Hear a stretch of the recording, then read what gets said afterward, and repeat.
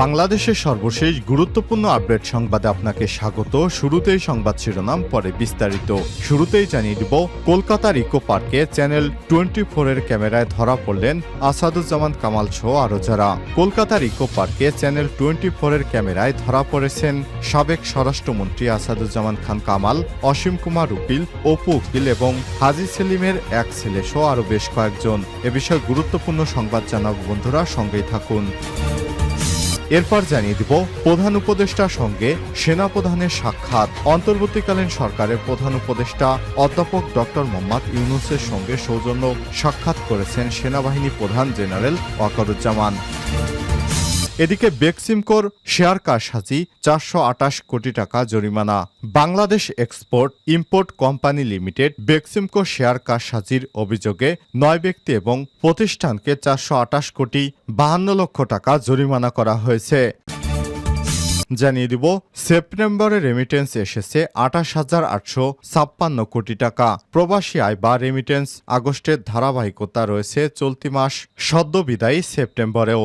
সেপ্টেম্বরে পুরো সময়ে 240 কোটি 48 লক্ষ ডলার বা $2.40 বিলিয়ন পাঠিয়েছে বিভিন্ন দেশ থেকে বসবাসরত বাংলাদেশিরা।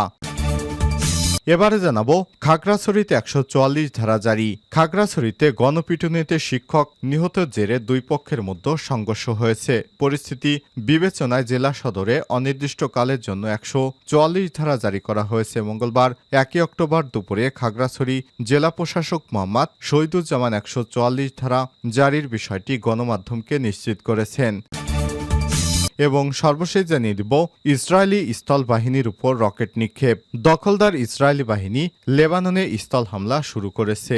তাদেরকে লক্ষ্য করে লেবাননের সশস্ত্র গোষ্ঠী হিজবুল্লাহ যোদ্ধারা রকেট হামলা চালিয়েছে। হিজবুল্লাহ বলছে তারা মঙ্গলবার 1 অক্টোবর সকালে ইসরায়েলি সীমান্ত শহর মেলুটায় ইসরায়েলি সেনাদের লক্ষ্য করে রকেট ছুড়েছে। বিবিসির এক প্রতিবেদনে বলা হয়েছে, রকেটের একটি ব্যারেজ উৎক্ষেপণ করা হয়েছে। এর 25 মিনিট আগে আর্টিলারি ফায়ার করে ইসরায়েল। আইডিএফ ঘটনার সত্যতা নিশ্চিত করেছে। তাদের দাবি, সীমান্ত এলাকায় বেশ কয়েকজন আকাশ প্রতিরক্ষা ব্যবস্থা সক্রিয় করা হয়, যা প্রায় 5টি উৎক্ষেপিত রকেট শনাক্ত করে। কিছু রকেট আকাশেই ধ্বংস করা হয়েছে, কিছু খোলা ভূমিতে আঘাত করে দুর্ঘটনা ঘটায়। সোমবার ইসরায়েলি সামরিক বাহিনী উত্তরে মেটুলা, মিজগাব আম এবং কাফার গিলাদির আশপাশ এলাকাগুলোকে ক্লোজ মিলিটারি জোন ঘোষণা করে প্রবেশ নিষিদ্ধ করেছে। সেখানেই হামলা করে হিজবুল্লাহ, যদিও তা সফল হয়নি বলে জানা যাচ্ছে। প্রিয় দর্শক, এতক্ষণ শুনছিলেন সংবাদ শিরোনাম, এবারে বিস্তারিত।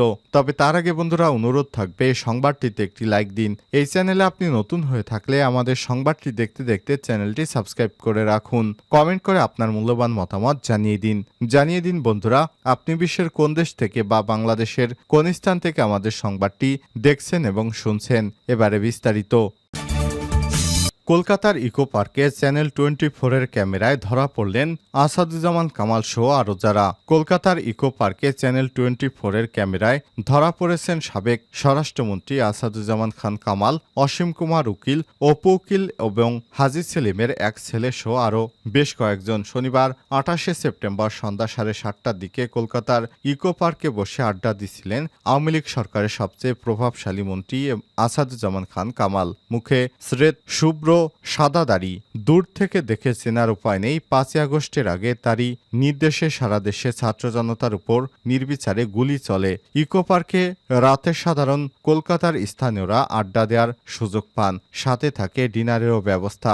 নিরাপদ ভেবে সেখানেই বসে আড্ডা দিছিলেন সাবেক স্বরাষ্ট্রমন্ত্রী আসাদুজ্জামান খান কামাল। সাথে ছিলেন আওয়ামী লীগ নেতা অসীম কুমার উকিল, অপু উকিল ও হাজি সেলিমের ছেলে সহ আরও বেশ কয়েকজন। তবে তাদের এই আড্ডা বেশিক্ষণ স্থায়ী হয়নি। কিছু বাংলাদেশি জড়ো হয়, দ্রুতই সটকে পড়েন তারা। তবে ভিডিও করতে আসা কিছু অপরিচিত মানুষের কাছ থেকে জানা গেছে, তারা সে সময় পার্কে থাকা কিছু বাংলাদেশি বিষয়টিও নিশ্চিত করেছেন। পার্কের দায়িত্বে থাকা ব্যক্তিরা বলছেন, বাংলাদেশিরাও ইকো পার্কে বেড়াতে আসেন, তবে এখন সংখ্যায় অনেক কম। এদিকে আসাদুজ্জামান খান কামালকে ধরতে দেশে 4 দফা অভিযান চালালেও ব্যর্থ হয়েছে আইন শৃঙ্খলা রক্ষাকারী বাহিনী। কিন্তু তাকে ধরতে না পারলেও এর মধ্যে তার ছেলেকে ধরে ফেলেছে পুলিশ। প্রধান উপদেষ্টার সঙ্গে সেনাপ্রধানের সাক্ষাৎ। অন্তর্বর্তীকালীন সরকারের প্রধান উপদেষ্টা অধ্যাপক ডক্টর মোহাম্মদ ইউনূসের সঙ্গে সৌজন্য সাক্ষাৎ করেছেন সেনাবাহিনী প্রধান জেনারেল ওয়াকারুজ্জামান। মঙ্গলবার 1 অক্টোবর দুপুরে সরকারি বাসভবন যমুনায় তিনি প্রধান উপদেষ্টার সঙ্গে সাক্ষাৎ করেন। প্রধান উপদেষ্টার প্রেস উইং কর্মকর্তা বিষয়টি নিশ্চিত করেছেন। বলা হয়েছে, সেনাবাহিনী প্রধান অধ্যাপক ডক্টর মোহাম্মদ ইউনূসের সঙ্গে তার কার্যালয়ের সৌজন্য সাক্ষাৎ করেছেন। এর আগে আজ সকালে ডক্টর ইউনূসের সঙ্গে সাক্ষাৎ করেছেন ফিলিস্তিনের রাষ্ট্রদূত ইউসুফ রামাদান। উল্লেখ্য, 22 সেপ্টেম্বর সেনাবাহিনী প্রধান জেনারেল ওয়াকারুজ্জামান প্রধান উপদেষ্টা অধ্যাপক মোহাম্মদ ইউনূসের সঙ্গে সাক্ষাৎ করেছিলেন। সম্প্রতি জাতিসংঘের সাধারণ পরিষদ অধিবেশনে যোগদান করেন প্রফেসর।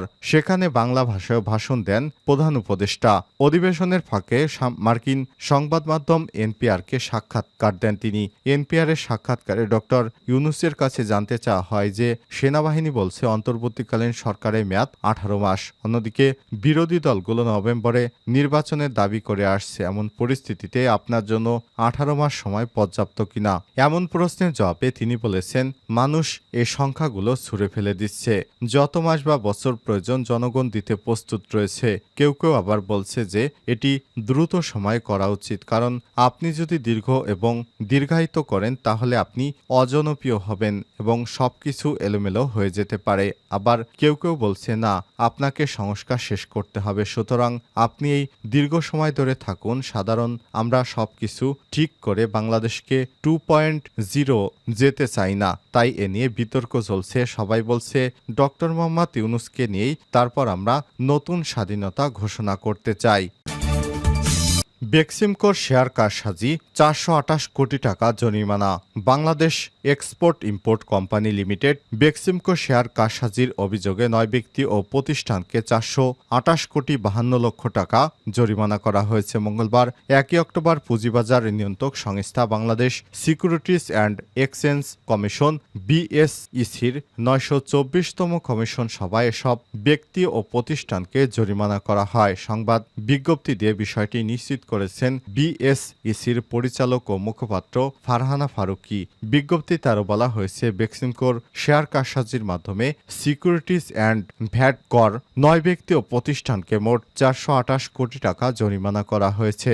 জানা গেছে, মুশফিকুর রহমানকে 125 কোটি, মারজানা রহমানকে 30 কোটি, মমতাজুর রহমানকে 58 কোটি, জুপিটার বিজনেসকে 22 কোটি 50 লক্ষ, এআরটি ইন্টারন্যাশনালকে 70 কোটি, আব্দুর রৌফকে 31 কোটি, সিক্রেট লিমিটেডকে 73 কোটি টাকা জরিমানা করা হয়েছে।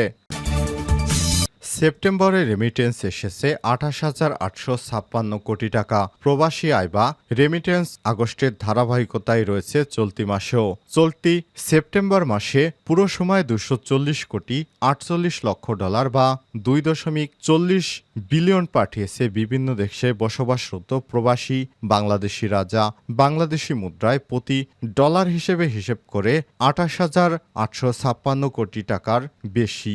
বাংলাদেশ ব্যাংকের সর্বশেষ প্রতিবেদন বলছে, সদ্যবিদায়ী মাস সেপ্টেম্বরে দিনে 240 কোটি 47 লক্ষ 90 হাজার ডলার রেমিটেন্স পাঠিয়েছে প্রবাসীরা, আর প্রতিদিন এসেছে 8 কোটি ডলারের বেশি বা প্রায় 962 কোটি টাকা। যদিও আলোচিত সময় কোনো রেমিটেন্স আসেনি 7 ব্যাংকের মাধ্যমে। তথ্যগুলো পর্যালোচনা করে দেখা গেছে, এটি গত মাস আগস্টের চেয়ে সেপ্টেম্বরে 18 কোটি ডলার বেশি। গত আগস্টে এসেছিল 222 কোটি 41 লক্ষ ডলারের রেমিটেন্স, আর গত বছরের একই মাসে সেপ্টেম্বরে 2023-এর চেয়ে 107 কোটি ডলার বেশি এসেছে। গত বছরের সেপ্টেম্বরে এসেছিল 133 কোটি 43 লাখ ডলার রেমিটেন্স।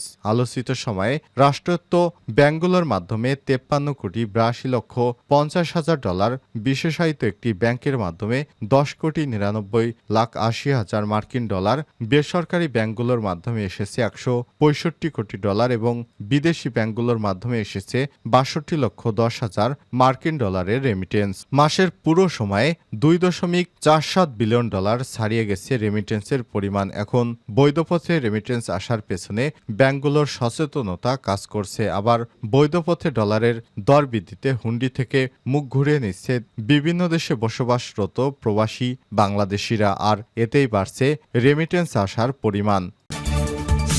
খাগড়াছড়িতে ১৪৪ ধারা জারি। খাগড়াছড়িতে গণপিটুনিতে শিক্ষক নিহতের জেরে দুই পক্ষের মধ্যে সংঘর্ষ হয়েছে। পরিস্থিতি বিবেচনায় জেলা সদরে অনির্দিষ্টকালের জন্য ১৪৪ ধারা জারি করা হয়েছে। মঙ্গলবার ১ অক্টোবর দুপুরে খাগড়াছড়ি জেলা প্রশাসক মোহাম্মদ শহীদুজ্জামান ১৪৪ ধারা জারির বিষয়টি গণমাধ্যমকে নিশ্চিত করেছেন। জানা গেছে, মঙ্গলবার বেলা ১১টায় খাগড়াছড়ি টেকনিক্যাল স্কুল অ্যান্ড কলেজের শিক্ষক সোহেল রানাকে একই প্রতিষ্ঠানের ছাত্রীকে ধর্ষণ চেষ্টার অভিযোগে অধ্যক্ষের কক্ষে অবরুদ্ধ করে রাখে পাহাড়ি শিক্ষার্থীরা। দুপুর ১টার পর গণপিটুনি দেয়া হলে ওই শিক্ষকের মৃত্যুর ঘটনা ঘটে। এ খবর ছড়িয়ে পড়লে সদর উপজেলা থেকে চেঙ্গি স্কয়ার পর্যন্ত পাহাড়ি বাঙালি দুই পক্ষের মধ্যে ধাওয়া পাল্টা ধাওয়ার ঘটনা ঘটে। দুর্বৃত্তরা এ সময় মোটরসাইকেলে আগুন ধরে দেওয়ার পাশাপাশি স্থাপনায় ভাঙচুর চালায়। এই ঘটনায় এখন পর্যন্ত পুলিশ সহ ৫ জন আহতের খবর পাওয়া গেছে। পরিস্থিতি নিয়ন্ত্রণে জেলা সদরে